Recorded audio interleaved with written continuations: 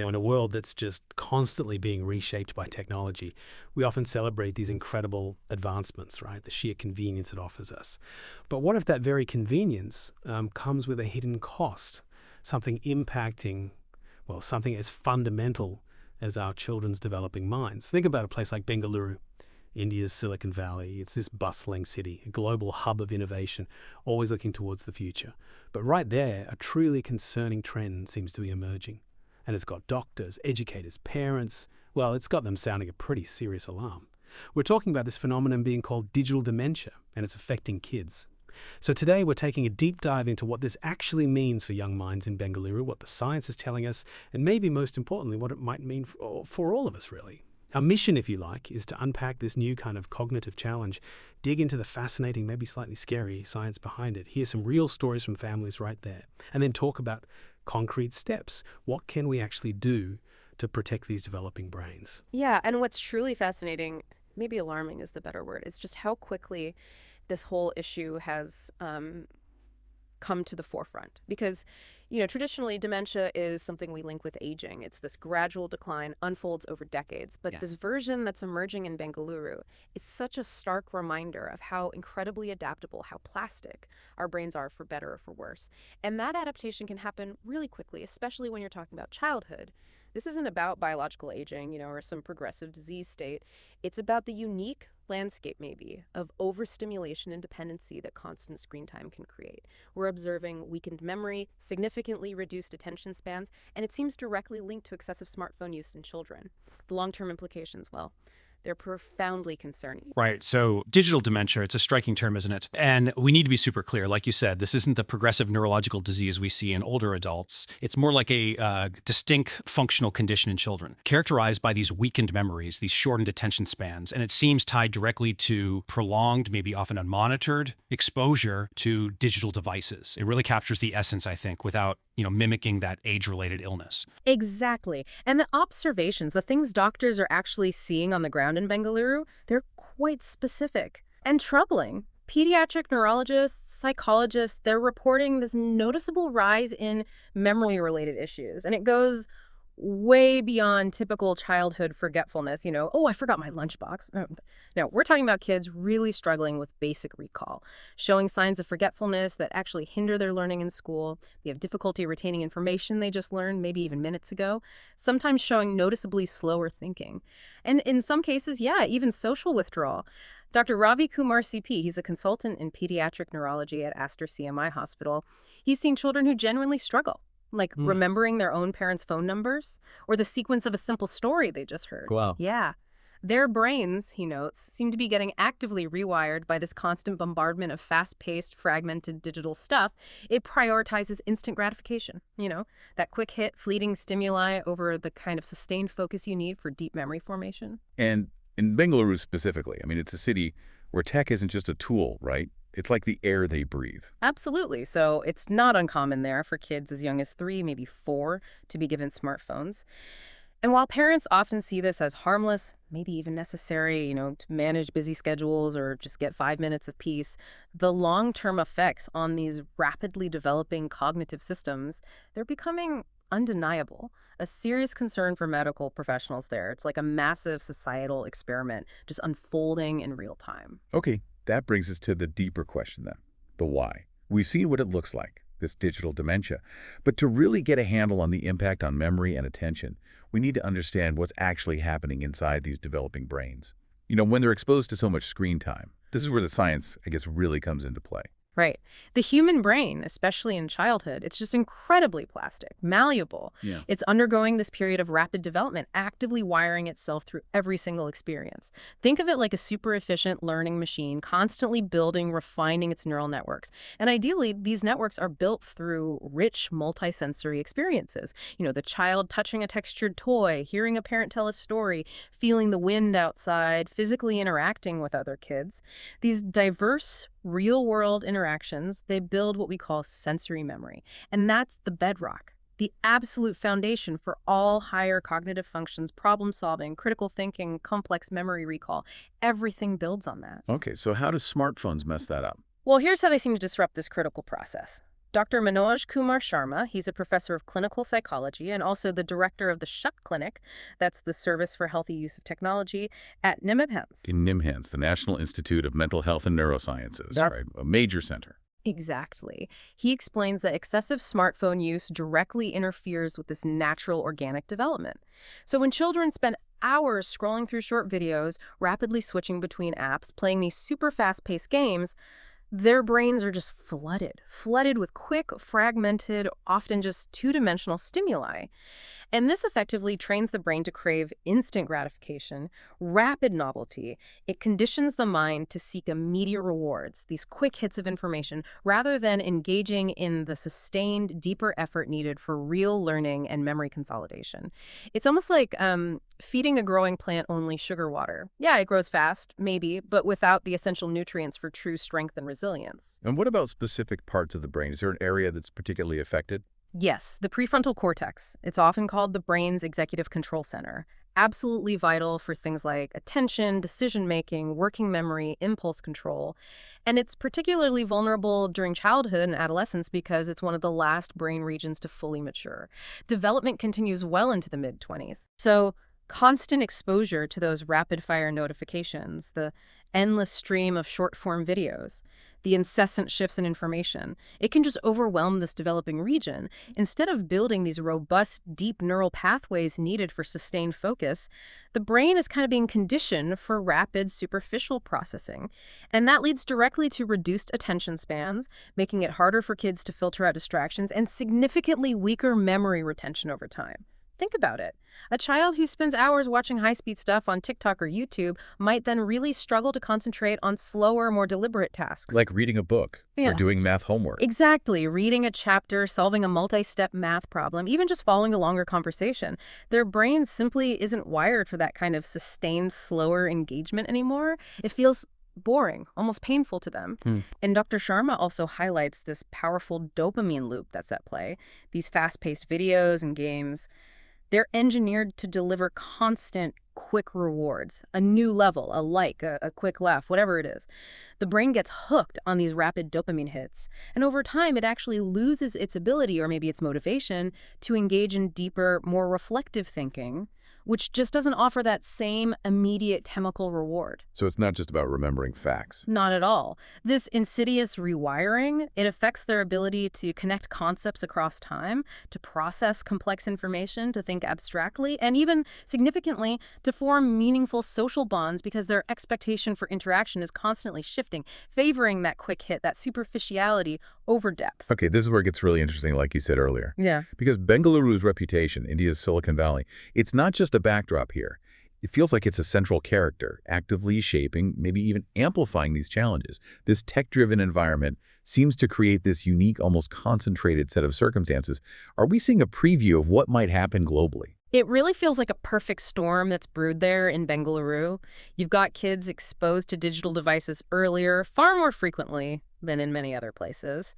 Then there was the massive, unavoidable shift to digital learning, especially accelerated by the COVID-19 pandemic.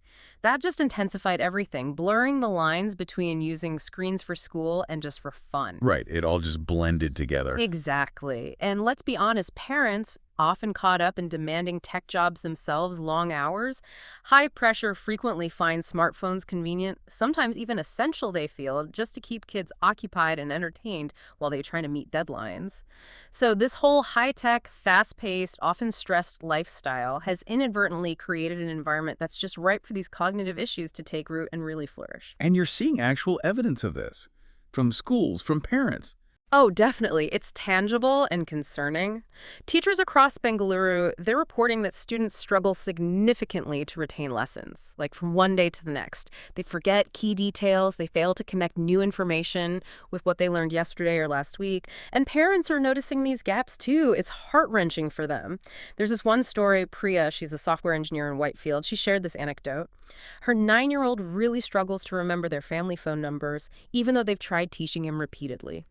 Yet this same kid, he can instantly recite every single level, every character detail, every cheat code of his favorite mobile game. Wow, that contrast is stark. It really is. It highlights the selective nature of what their brains are now prioritizing for recall. It's choosing the high stimulus, high reward information. And consider the story of 12-year-old Arjun. He's a student at a prominent international school right in Bengaluru's electronic city. Both his parents are highly skilled IT professionals, constantly connected. They noticed this sharp, alarming decline in his school performance. And he just seemed constantly distracted, restless, couldn't focus on homework for more than a few minutes. So they consulted a pediatric neurologist, and they learned that his screen time, which was like 3 to 4 hours daily, mostly gaming and social media, was a significant contributing factor to his difficulties. His mother, Lakshmi, she put it very bluntly, she recalled her initial disbelief, saying something like, "I had no idea the phone, which we thought was just a harmless pastime, could have such a profound and negative impact on his developing brain. She thought it was just keeping him busy, not actively altering his neural pathways." And that story isn't unique, you're saying? Sadly, no, not isolated at all. In Koramangala, another area, a group of mothers actually formed a support group because they realized they weren't alone. They started talking and found they were all seeing similar things. They initially thought providing tablets for educational games or digital learning was beneficial, maybe even giving their kids an edge. But then they started noticing the consequences.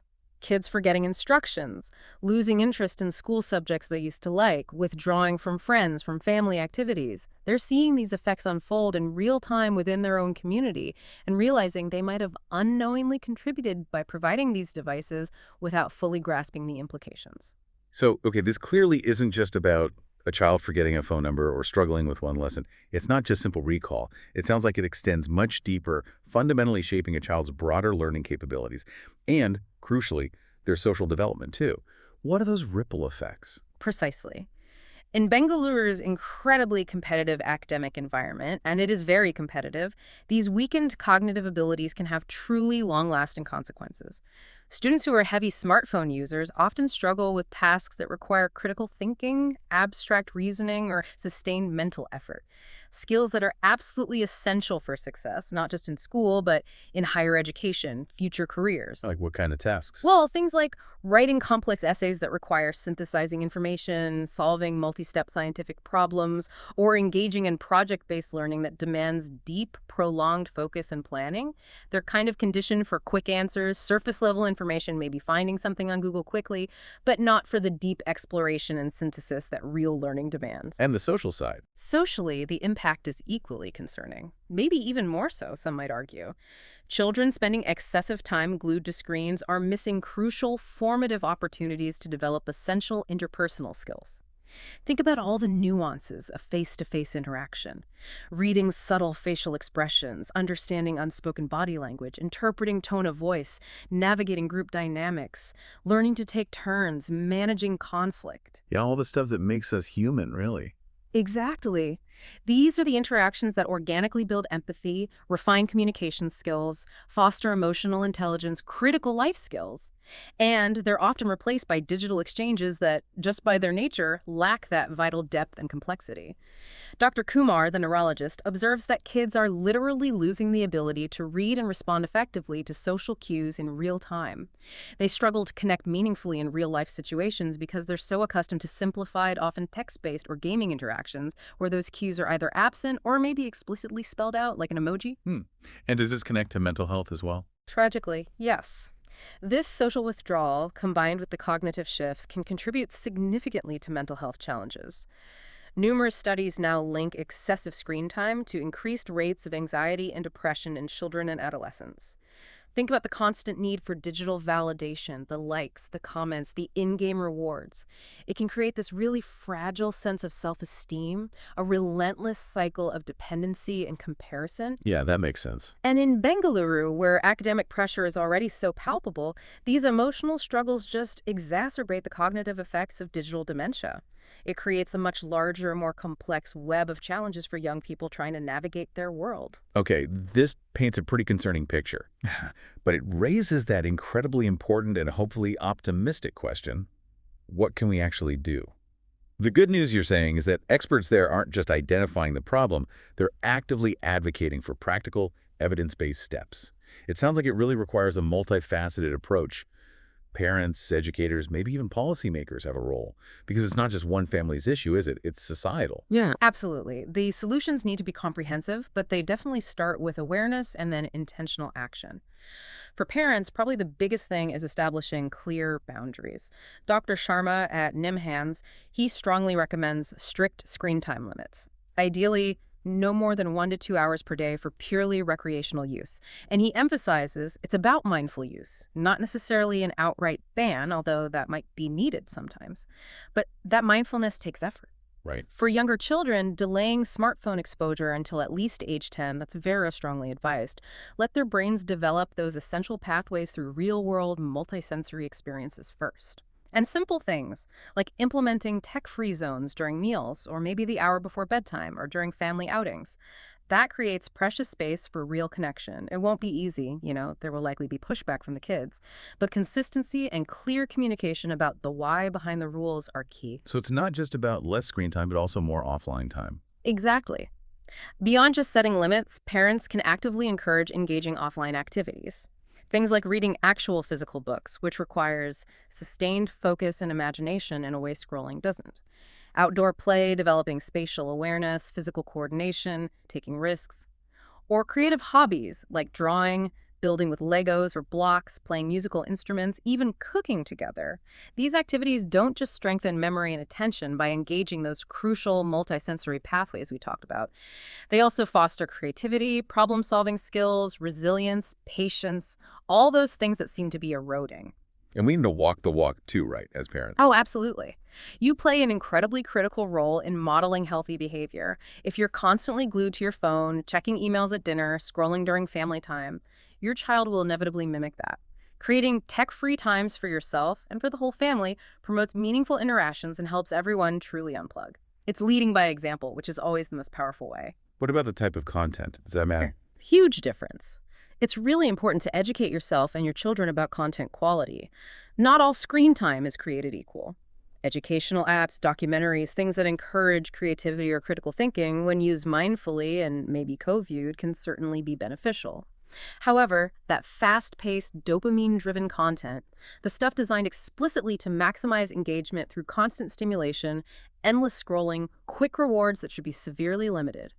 Parental controls aren't just about blocking bad stuff. They can be really powerful tools to help guide digital consumption towards more enriching experiences. Set time limits on specific apps, for example. And when should parents seek professional help? Crucially, if you notice persistent forgetfulness that seems unusual, or poor concentration that's really impacting school or life, significant social withdrawal, or other concerning cognitive or emotional changes in your child, don't hesitate. Consulting a pediatric neurologist or a clinical psychologist is vital. Clinics like NIMHANS Clinic offer specialized assessment and support, providing tailored strategies for families grappling with these challenges.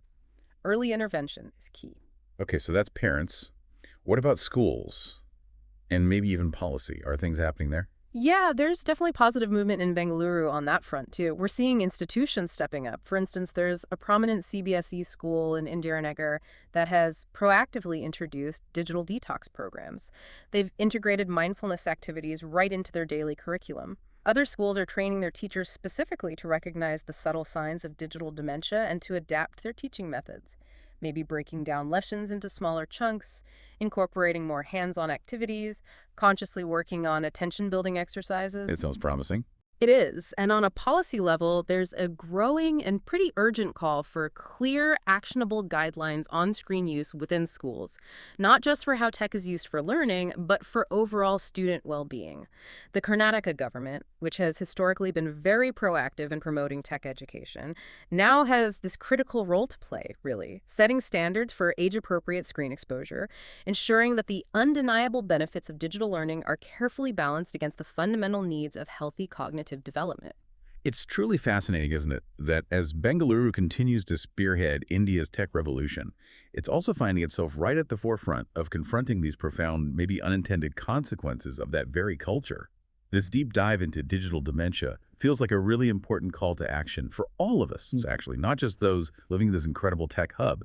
It does feel like a preview of a global challenge. I think you're right. This isn't just a local issue contained within Bengaluru, it's a global warning. It's about the high stakes for our children's cognitive health worldwide. Imagine a generation whose brains are largely wired for instant gratification, who potentially have weakened memories, significantly shortened attention spans. They could face really profound challenges academically, in critical thinking, in career success, and perhaps most importantly, in forming and sustaining deep, meaningful personal relationships. But, and this is the crucial part, the good news, the truly hopeful part, is that the brain is incredibly resilient. It is adaptable. With increased awareness, with proactive parenting, with deliberate, balanced action fostering a mindful, intentional approach to technology, we absolutely have the power to turn the tide. Early intervention, making intentional choices about how we and our children interact with these powerful tools, it can make a huge, lasting difference in shaping their cognitive future. It's not predetermined. So as you go about your day, maybe after listening to this, just consider, in this world where screens are absolutely everywhere, almost inescapable, how can we ensure they don't become all-powerful? What small, intentional change might you make today, maybe starting tonight, to help foster deeper thinking, stronger memories, more meaningful connections both for the young minds around you and, perhaps just as importantly, for your own?